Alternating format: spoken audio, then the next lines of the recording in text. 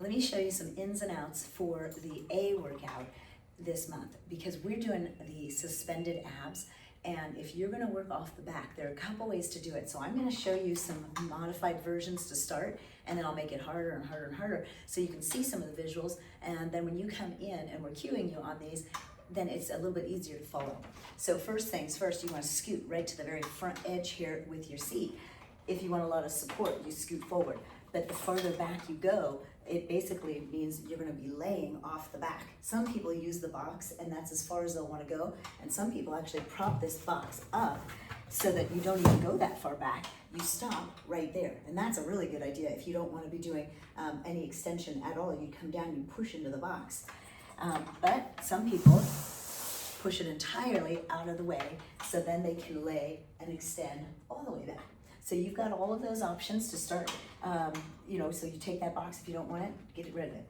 So I'm gonna start off like this, where I'm curling, I'm doing a bicep curl and I'm flexing, I'm right on my tailbone, and then I'm gonna reach back and curl. Now if you need this to be easier in your neck, don't extend your neck. Chin down, look forward.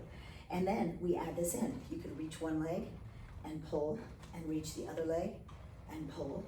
And then if you're feeling like you want to add even more, you might do a couple of these on one leg pulling in and out, and then switch it to the other leg in and out. But if you think you can do this with 2 feet lifted, then it's 2 counts down, you lift, curl. You reach and curl. That's the harder version. That's like a pro level move. So most people are really just setting up like this. The next move is this.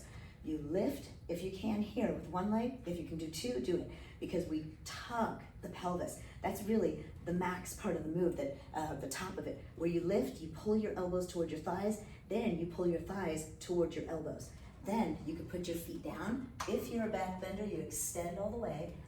And if you're not, you don't have to worry about it. You lift and tuck. If you're able to extend both legs, then you extend them both, you curl, tuck under and pull. So it's really important that when you do that flexion, you flex forward as much as you can, then you draw the lower body in toward your elbows to get that posterior tilt on your pelvis. So that is the double leg stretch. The next move is crisscross. Now this one, you could make it as simple as this, where you reach, you crunch down, and you pull yourself up with 2 hands. If you can add the leg, which I think you can, you lift and you pull.